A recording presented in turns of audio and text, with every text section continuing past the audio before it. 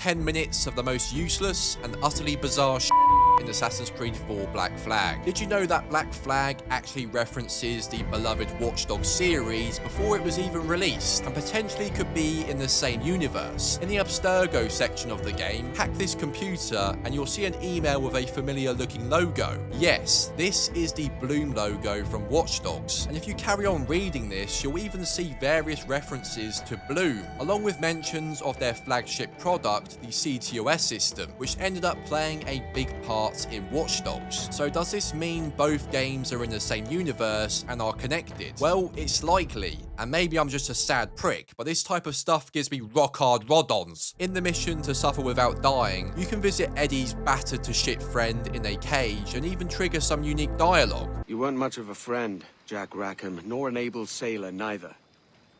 But you were strange and lively. And better yet, if you shoot him with a dart, he decides to have a full-on spastic episode. In this mission, there is a cutscene 99% of players haven't seen before, and the attention to detail is kinda crazy. So if you don't rush to kill the captain, and instead hang back on this beam, wait for him to walk underneath you, and you can pull off an aerial assassination, which will trigger this ultra rare cutscene almost no one ever sees. Imagine making a cutscene that barely any players will actually end up seeing. Did you know that in Assassin's Creed 3, Desmond actually talks about Edward Kenway? This knocked me for 11. During his chat with Sean Hastings, Haytham and Eddie are both clearly referenced, which is pretty amazing. It appears that Haytham's father was indeed an assassin, which means he was likely one too, at least for a little while. What else did you find?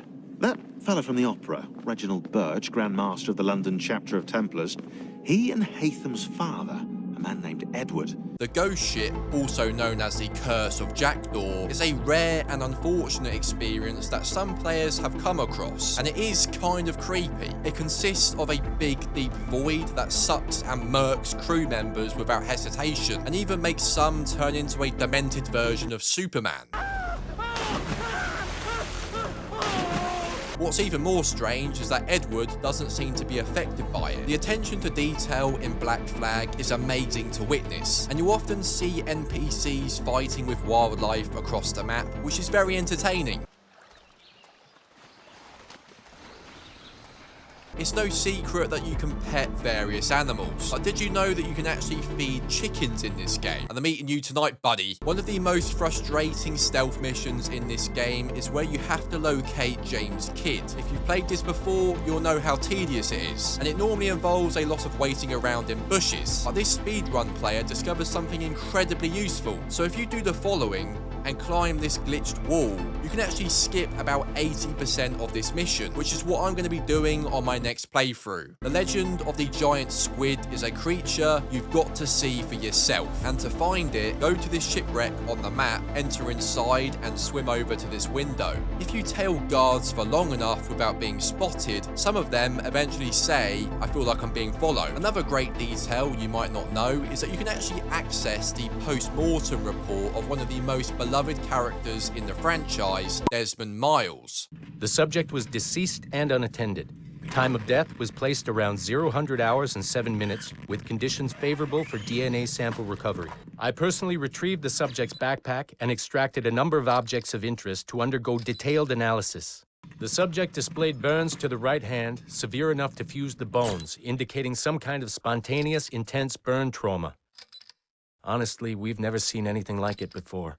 Head, neck, and torso remained in good condition. And the clip ends with thanking Abstergo and the cloud database for the discovery, allowing Desmond's legacy to live on instead of being forgotten, and at least we know he didn't die for nothing. So if you aim your spyglass directly at the sun, instead of going instantly blind, absolutely all happens. One detail that completely blew my mind was what you can find on this email in the Abstergo segment of the game. Locations and settings of future AC games were predicted long before their release, such as AC Unity that was set in the French Revolution, AC Origins that was set in Egypt, and AC Shadows that is set in Japan. Could we see these other locations in future games? Well, I guess time will tell, but surely this isn't a coincidence. And just before we continue, Speaking of AC shadows and legendary classics such as Black Flag, if you want to revisit the best AC titles or try out the new releases for yourself, do not pay full price like a complete knobhead. I use Instant Gaming to grab my game keys, and it's way cheaper than Steam and the PlayStation and Xbox store. You literally get your games instantly, no messing about, and it works straight away. I've been using them for years, and it's fast, easy, and it saves you getting royally done over. Just click the link in the description and you'll save some cash, and it also helps out the channel too. In Assassin's Creed Rogue, during this particular mission, you can actually hear Haytham reference his dad Edward Kenway, which really helps build upon the AC lore. I served with your father, Haytham. He would be ashamed to see what you have become. Really?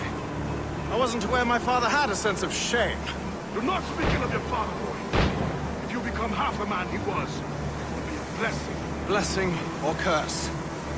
I am my own man. And it's funny because if characters that we've seen in recent games were ever referenced like this, the shits I'd give would be in the minuses, and I guess that just proves how well characters were written back in these games. So if you play with subtitles on like me, you might notice that all nouns are capitalized, which might trigger the odd bummed nerd. But this isn't a mistake. Back in the 1700s, this was actually historically accurate. If you head to Punta Garrico on the map, Christ that was butchered, and head to this abandoned well-looking thing, listen closely and you'll hear pirates trapped asking for help. Help! Isn't anybody going to help me? On your ship, the Jackdaw, did you know that your crew can sing over 35 different sea shanties? And they were even recorded using historically accurate rhythms and accents, which is a nice little detail. Grow ye may, but go ye must. One very dirty little secret that many players don't know about, if you upgrade your villa and chat up a dancer near your bed, old Eddie has a little shag. I can't believe I never noticed this before.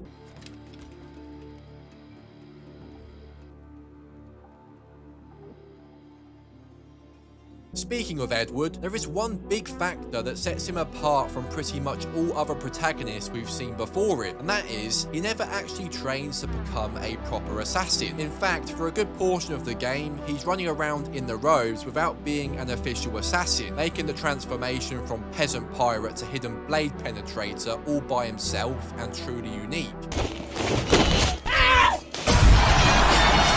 This is even more interesting when you consider he's probably one of the best assassins in the series, despite never having any proper training, and is probably another reason why he's a fan favourite character in the franchise. And if you're enjoying this video so far, I'd love for you to stick around and join the 5% club watching who are actually subscribed. It's free and it takes about 1.2 seconds. Ubisoft actually considered multiple playable characters such as Mary Read and Blackbeard with swappable storylines, but this was ultimately scrapped and the full focus was put on Edward Kenway instead. However, this idea became a reality when Assassin's Creed Syndicate released 2 years later, featuring 2 switchable characters. So do you remember Stede Bonnet from the mission to suffer without dying? Well, it turns out that you can actually overhear enemies talking about what happened to him. Like Stede Bonnet from Barbados.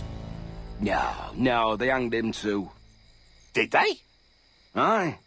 Blubbering and bawling, he collapsed at the gallows, weeping like a little lamb. Despite this game now being 15 years old, plants and trees react when you walk into them. Similar to the Red Dead Redemption series, NPCs around the map don't just stand there like brainless bellends, and you can actually see them doing various labour jobs and activities, which really helps with making the Caribbean setting feel so alive.